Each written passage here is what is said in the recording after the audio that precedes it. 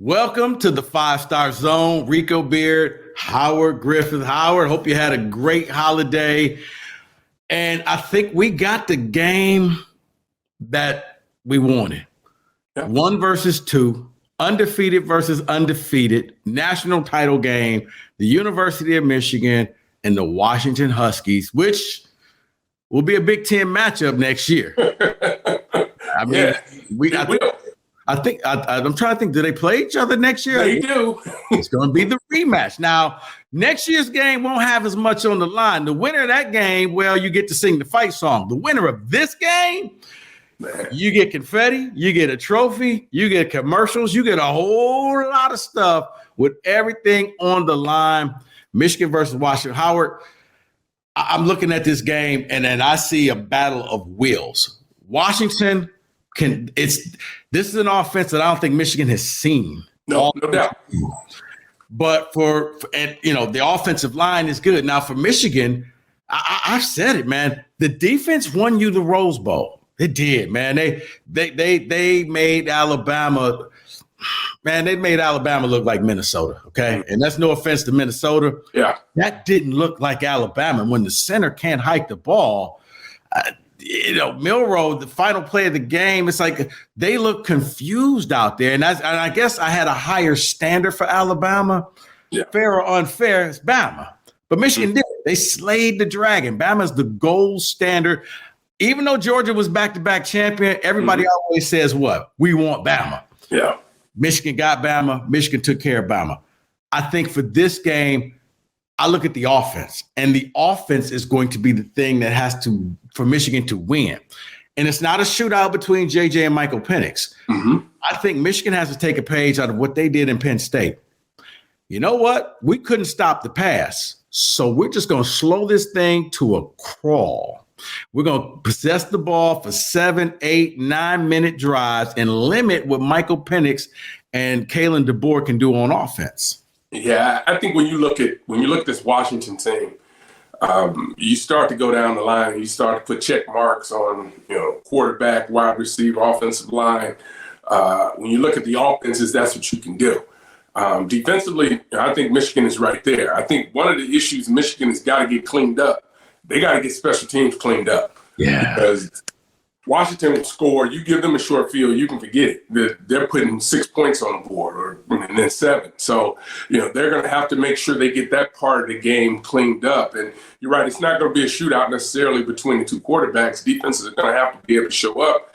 This Michigan defense will be challenged this time with talking about going against probably the best wide receiver group that they've seen all year. I know we talked about Ohio State, but you still need somebody to be able to get you the football. Ohio State did not have that this year. Washington has a guy that not only can get them a football, but we talk about 70-20 balls all day long when you talk about Ohio State and Marvin Harrison Jr. All these guys over there in Washington is 70-20 balls. So, you have to be able to play. And they've got the secondary. I believe they can do it.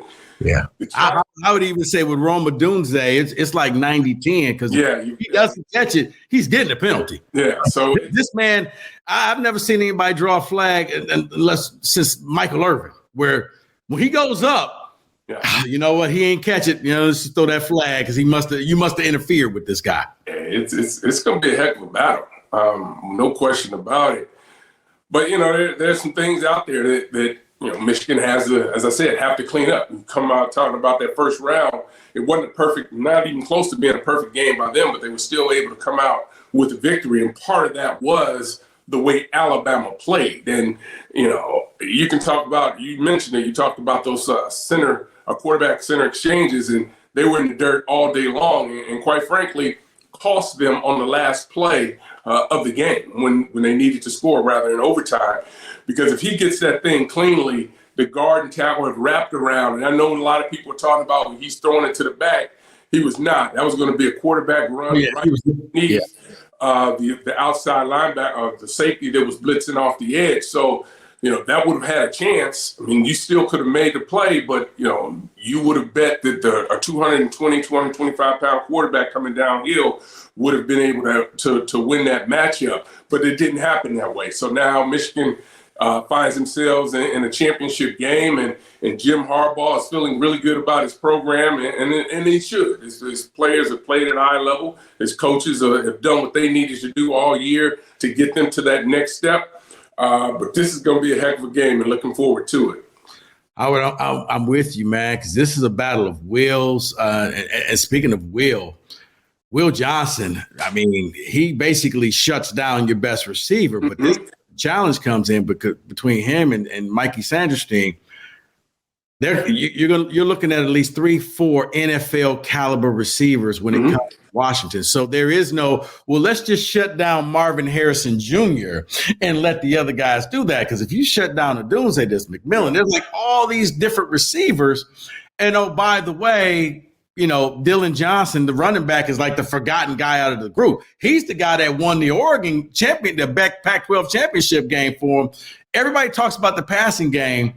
If you're Michigan, like the defense was able to confuse Alabama's offense. Do you think that they could dial it up again? Mentor won that game. Between him and Sharon Moore, they were the MVPs. They should have got trophies because their scheming, mind-blowing. How on 4th and 2, you somehow got Bama to forget that Blake Corum was on the field, and he just catches it and runs the ball down 30 yards. Yeah. It's the scheming. Are those two going to be able to come up on just a week's preparation and figure this out? Because I got to think that they probably thought Texas was going to win, so they probably had, in case we beat Bama, we're going to be focusing on Texas. Well, Texas didn't win. Yeah.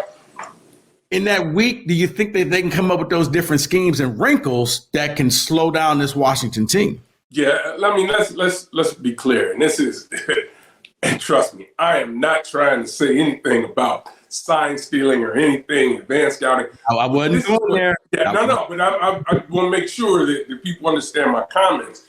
When you find out that you're going to be in a 14 playoff and you know who your opponents are going to be, that's why you have a back office. That's why you have analysts on your staff that are going to go through and break down the films and the things that they needed to know and different ideas that they may have. So you better believe, they enjoyed that flight back to Ann Arbor, but also on that flight back to Ann Arbor, there was data that was going to be able to tell them about this matchup and the things that they needed to do. That data being because they have scouted them, they've watched the film, they understand what these teams do, so they know the possibilities. So it's a little bit different than when you're playing during the regular season and you're not sure, trying to project down the line. Once you know who the 4 teams are and the opportunities, who are the 2 teams you have an opportunity of facing, you're able to do the scouting that's necessary to get you all the real deep dive that you need. Now it was a matter of just the coordinators going back and saying, okay, well, I think we can do this against them. We can have some success doing that. But I think one of the things that's been forgotten about, we've talked about the Joe Moore Award going to Michigan the previous couple of years. Guess where it went this year? It went to Washington. Yeah, it did. It went to Washington. So, you start to look, and there's some things. This is not a team that that can't be physical, that doesn't want to be physical. They're getting things done, and the matchup is going to be what it is. But I still think that the Michigan is going to have to come up with the different schemes. You talk about the schemes with Corum being able to really, what it does and what they did was really put Alabama's second or back half in the conflict because they really didn't know what was coming. If they were pretty much trying to play zone and sit back, they had people going across the formation. Michigan did all day long. And if you were 2 steps late, it was over. It was going to be a touchdown. And that's really what you saw a lot with a lot of the crossing routes that they were able to have success with.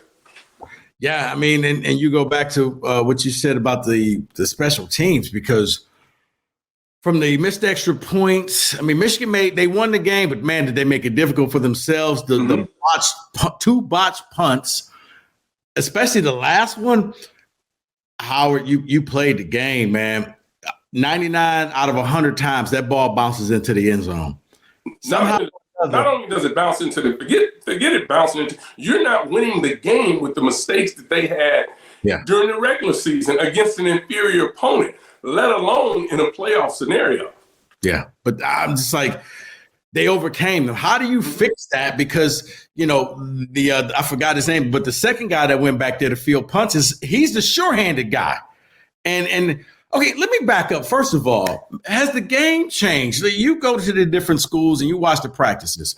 No way. I remember you just put your heels on the 10-yard line and you wave your hand for the fair catch. And if you see it's going over your head, you run up like you're going to catch it, but really you let it bounce. Mm-hmm. But more and more, we're seeing players go back and catch the ball within from the 10-yard line to the goal line. And I've never understood, why are you putting your team at a disadvantage? Chances are the ball's going to go out of the end zone and you'll get it on the 20. Is that something new that's just being taught nowadays? Well, I think it's been changing probably over the last 5 or 6 years. And you've seen guys now, they kind of, it's the 8-yard line that may be the mark. But I tell people this all the time. If you have never caught punts, if you go try to catch a punt and stand in one spot, it doesn't happen. It really doesn't. I mean, you're focused on the football. You're starting to track the football and find out where it goes. And before you know it, your focus is so much on where that football and trying to secure the catch that you absolutely forget where you are, unless it is just so clear cut that this thing is going over your head and into the end zone. It's those in-betweens, right? It's the in-between ones that become tough. I get it. It's easier said than done to say, put your heels on the 10, put your heels on the 8. But all of a sudden you start tracking that ball. You start to the right because it's going to the right and you need to adjust and you're following and tracking. And then you find yourself in a bad position. And that's not an excuse, but that's reps. And that's really what happens to these guys when they're back there. And we've seen it forever in the sport. So it's not like all of these people just don't know what they're doing. It is just a product and one of the functions of trying to catch punts, particularly when they're backed up and you have a punter that's doing a great job of placing the ball. Well, Howard, I mean, I think they're going to have to win all the battles, offense, defense, and special teams against this Washington team. Yeah, you have to slow this thing down. And I said when they played Alabama, the magical number was 24 last week because I had a Bama, a guy who covers them on. 24. First team to score 24 last week was going to win. I happened to be right because it was 2020, and then Michigan scored first. Once it went to overtime, I said Michigan's winning this game because Bama's not built. Michigan is built for college overtime. Bama was not. Mm-hmm. If Alabama would have scored, if I was Nick Saban, I would have just gone for 2 and tried to end this thing because there was no way you were going to match Blake Corum. Blake Corum is built for overtime in college. Yeah. You can't stop that. I think the magical number, and once again, is going to be 24 for me. 24 is if you keep Washington to 24 or less points, you win this game. Mm-hmm. If Washington scores more than 24 points, that means that Penix has got this thing going, that Dylan Johnson actually got, shot up and he's with his ankle and he's out there out playing and making, because everybody forgets about Dylan Johnson. Right, yeah. Because you focus on the receivers, you focus on Penix and this offense and the offensive line. It was Dylan Johnson, I think, rushed for over 200 yards against Oregon in the Big 12 championship game. He was the clear MVP. I don't even think Penix threw for a touchdown in that game. Now, he threw a lot of passes. Mm-hmm. But they rode Dylan Johnson. Ironically enough, it was Dylan Johnson who almost got them put out because he gets injured. Right. Clock. Howard, I'm watching the game. There's 50 seconds to go. And once he ran up the middle, I'm like, okay, doing the quick math. Mm-hmm. They'll probably get about 10 seconds left. You know what? At that point, told my girl, hey, let's go drop me off at the airport. I had a red-eye flight back to Detroit. Mm-hmm. So I'm listening to satellite radio, like, let me just hit a post-game celebration. And they're like, well, it's Texas's ball with 50 seconds. I'm like, what? Yeah. Just happened. You need to turn around and go back. No, I got to catch this plane. I thought I timed it out just right, listening to the whole thing. They ended up winning the game. They made it a lot more difficult on themselves. For Washington, I will say this. I think a lot of people, Washington doesn't win games pretty. I followed them all year long. they find ways to just never put teams away, which is why I think they kind of never got that credibility that people are like, oh, they're the best team out there. Mm-hmm. It's people call them the luckiest team. I don't think so. I just think that they have a problem putting away teams. This is going to be a game. Michigan doesn't make a lot of mistakes. That was to me, very uncharacteristic of what they did on special teams. Mm-hmm. Yep. Washington, Penix is good for a pick or two, and Michigan makes you pay. Now, what you can't do, JJ kind of got lucky. The first play of the game was an interception, but because the guy's heel was on the chalk, it got taken away. But I think everybody in the Big Ten kind of felt the same way, like, wow, it's going to get started this early. Oh, boy. But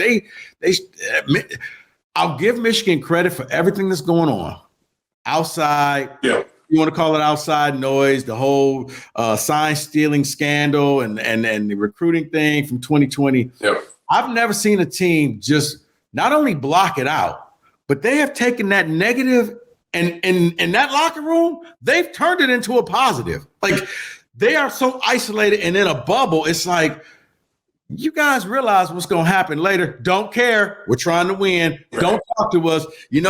Get thee behind me, Satan. We got a championship to win. Yeah, and that's it's no doubt Nick Saban's playbook. It's a be where your feet are. Yeah. It's not us looking in the future or looking in the rearview mirror. This is a team that's been focused and been dialed in the entire time. And really, you've heard this coaching staff talk about this team that way since the very beginning. Being on a mission, trying to go out and do something that hasn't been done in a long time. So I'm at this point not at all surprised that they've been able to block out all the noise, because the other thing too is, they're playing for one another. They're playing for themselves, and they think that's the only thing that's important at this point. Listen, there'll be plenty enough time to, when other things happen, probably in the future or whatever happens with Coach Harbaugh, whether he's in Michigan, whether he's in the NFL, it'll be plenty of time to be able to deal with that. But this team is dialed in right now to this last game. And as hard as it is to run the table and get to this point, you have to give them credit for being that focused and that driven to have that one singular goal to go out and try to win a national championship. And now they find themselves one game away. Yeah, and you look at this team, man. The funny thing is, I guess, Howard, is there a paradigm shift happening? I'll say this. For a while, it was the SEC. And then all of a sudden, Clemson crashed the party. And it was like the championship game went through South Carolina and Clemson. Then it went back to the SEC. This is now two future Big Ten teams. Mm-hmm. USC, UCLA also going to be joining in the mix along with Oregon. Is the Big Ten now going to become that conference? Because ironically enough, Texas, which was joining the SEC, didn't make it. No SEC team in the national title game. Almost makes it seem unreal, because we're always used to LSU, Georgia, Alabama. Somebody from the SEC is representing in this game, and you're not. In theory, you got two Big Ten teams, the current and the future one. Mm-hmm. It's just the beginning of a shift where the Big Ten, they were always a have when it came to money and power. But on the football field, it was always the SEC's world. Has the Big Ten crashed that party, or are they in the process of crashing this party? I think it's a process. I think it's one of those things that, it just depends. It's a flow, the ebbs and flows of it. I think at the core, what it shows you with these future Big Ten teams that are coming, the ones that really were at the top of the heap all year, whether it was Oregon, whether it was Washington, right? You talked about Michigan, talked about, not so much Ohio State was there, but Ohio State wasn't really that. When you talk, for what I'm getting ready to say, they had quarterbacks that ultimately were difference makers. And if Alabama had a different quarterback, maybe it's a little bit different scenario. They weren't built to beat a Michigan team that could do so many things defensively. they didn't have all the weapons that we're familiar with them having on the outside and in the backfield. What we're seeing, though, what it comes down to, if you have the best quarterbacks, and the best quarterbacks this year were in the Pac-12. That's where they were from top to bottom. That's where you would say they were. And I think you will always need that person to be able to make plays. Yeah, you're going to need that defense, but you're going to need to have that player under center who can change games for you and just not manage the game. And this year, the Big Ten had those guys, and the Pac-12 had those guys. So we see what we're seeing now. But in the future, who knows? It depends upon how they continue to develop. Yeah, but it's going to come back to the quarterback position. It always does. Now you're right, because I look at the quarterback position and there's not really anybody coming back that's that difference maker when you look at it. I mean, everybody, unless JJ McCarthy comes back to Michigan for another year, when you look at all the other quarterbacks, they've either left, hit the portal, or gone. Yeah. I mean, I guess Dylan Gabriel going out to Oregon would be the best QB in the Big Ten. It does, I guess, to piggyback on my last statement, man, I just wonder, is this an anomaly where you're seeing the Big Ten kind of rise up this one year? Because I have a hard time seeing them follow the success up because of the lack of quarterback play, unless somebody just comes from nowhere and just blows us away. But yeah, I mean, Dylan Gabriel probably best QB, and maybe Drew Aller at Penn State. Those are your best. And there's some guys. I mean, SC has a young quarterback on the roster. I mean, yeah, they recruited well, but we don't know, how that's going to translate. They still haven't gone out and played. You mentioned Drew Aller. We thought Drew Aller would be everything for Penn State, and that was really one of the things that was going to get them over the hump, and it didn't quite play out that way. But there's some young, talented quarterbacks out there, and you look at Ohio State, I refuse to believe that they're, at this particular point, not going to go into the portal. And I know we say, well, what's left in the portal? There's going to be another portal window open. And trust me, people will want to play at Ohio State if they're looking around, and they're going to find that person that's going to best put them in a situation. Because I think one thing that Ryan Day going into the game probably felt like he wasn't going to go into the portal, was going to roll with what he had on the roster, and his incoming true freshman was going to roll in that direction. But by the time that game ended, he felt like he needed to evaluate the entire program. And see, I think losses do for you. Yeah, I think if Ohio State Liberty's quarterback was Caden Salter, would probably be the guy that I would bring in there. I think he would be good enough because Ohio State will always have talent. It really is, can you plop that quarterback in there and really become the point guard and distribute the ball and keep the running backs happy and keep all your wide receivers happy and hit that tight end. They got the talent, but yeah, for Ohio State, I mean, if you're Ryan Day, it's to say this is your make or break year. Anybody else would take your success and say yes. But as we know, with top teams, when LSU fires their entire defensive coordinators, you know what? This ain't LSU's standard. This is everybody else's standard. For Ohio State, Ryan, you out of excuses, bro. You keep losing to Michigan. And I got to think that Buckeye fans are going to be even angry if Michigan wins the national title. Right. Why can't we compete with them? Why can't we beat them? I look for him he's got to really go all in and find that QB, because Howard, I can't see him suffering a fourth loss to Michigan and keeping his job. And I'm not advocating for anybody to get fired. I'm putting it out there. I just know Buckeye fans, and I know like parents of former Buckeye players. Let me tell you, they are furious. They are not happy with what's going on in Columbus. Yeah, it's not great if you're an Ohio State fan at this particular point, seeing your rival have an opportunity to win a national title.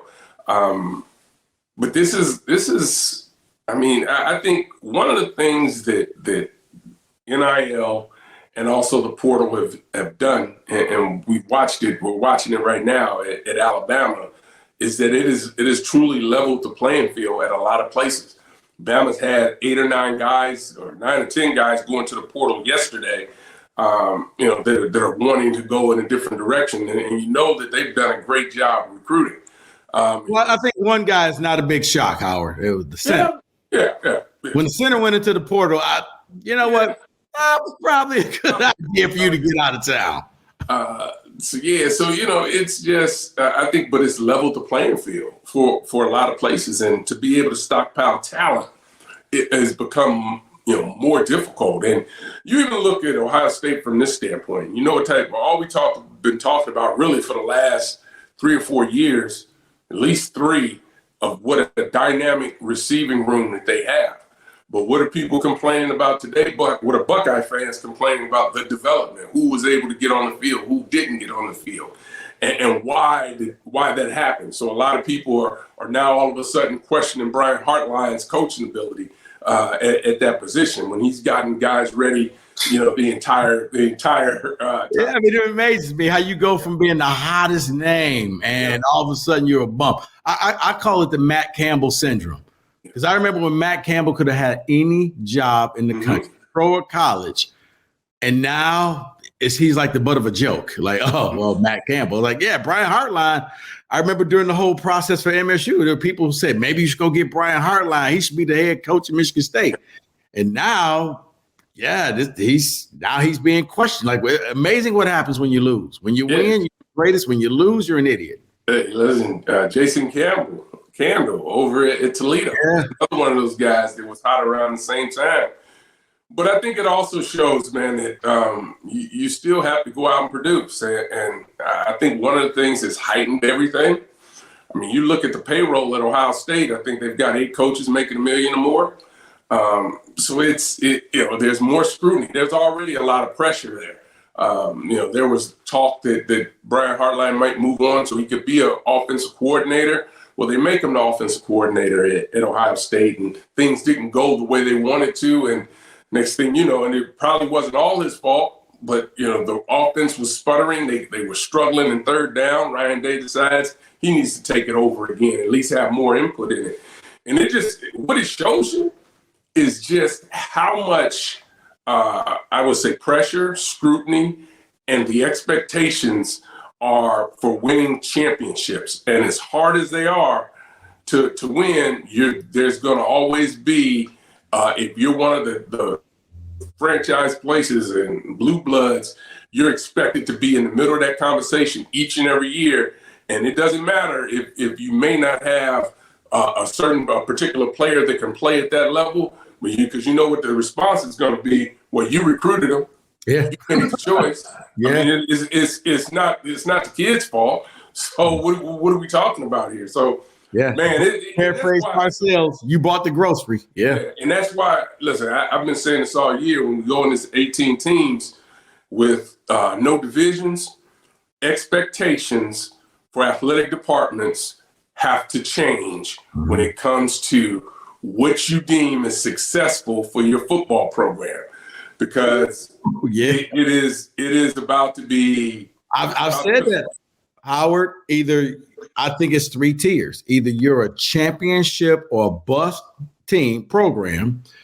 You are a, what I like to say, okay, can we get to 9 wins program, or can we make a bowl game program?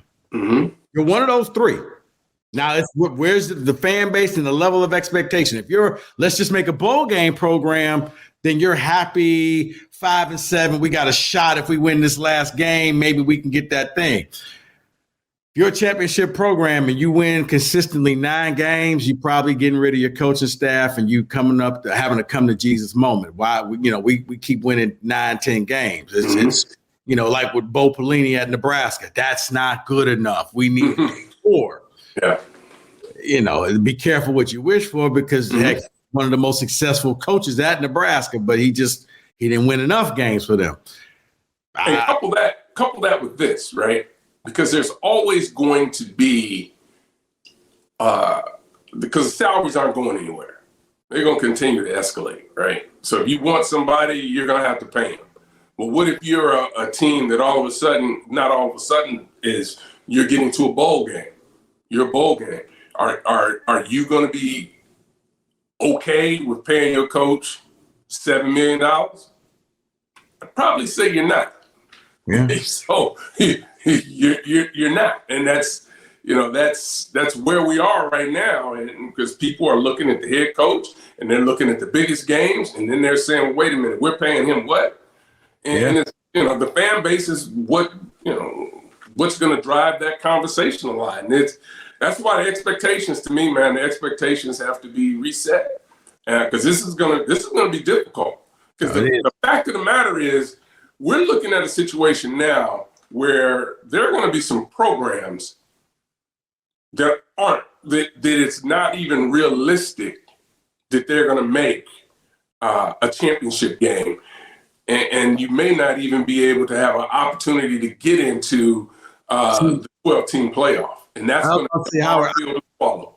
I think the new standard now is can you become a top 15 team, meaning that you're in the conversation into the final week for one of the playoff spots. Mm-hmm. That's the new bar. Can you cross that bar? Now, some teams, Michigan's, Ohio State's going to always be like, we got to win the national title. Mm-hmm. But I look at like a team like MSU and what Jonathan Smith, can you at least get them into the 12th seed? And that's a victory. We can move on from there. That's the next step, because you're right.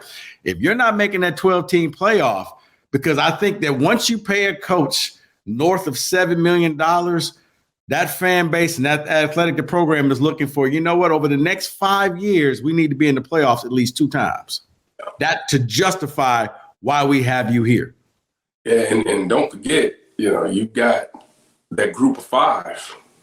And oh, by the way, if they're not in that top, 12, they've got a spot. If they're 14, guess who just got that 12th spot? So, that's just going to be fodder for you guys to talk about on the TV shows. This ain't fair. Oh, by the way, hey, committee, thank you for sparing us of the whole Florida State. We saw what Florida State was going to do. Okay? I know people opted out. It's like 25 guys. I understand, Howard.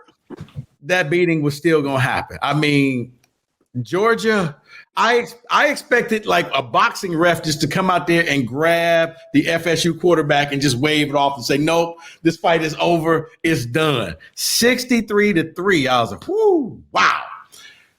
That was epic. But as much as we complain, it looked like the committee got it right. You had 2 competitive games for the second year in a row. And now you got 1 versus 2, undefeated versus undefeated. We complain, we bitch, we moan. They got it right. It looks like it right, no doubt. So, Howard, we'll wrap this thing up next week. We'll have a new champion. Yes. I promise you this, the new champion will play in the Big Ten next year. That's a true statement. We don't have to worry about that. All right, we'll do that. We'll look forward to next season and, some things like that, what to look forward to in the spring camps. But Howard, until then, Happy New Year to you. Happy New Year to everybody out there. Thanks for watching. Thanks for listening to the 5-Star Zone. We will be back next week to crown a champion. I'll see you there.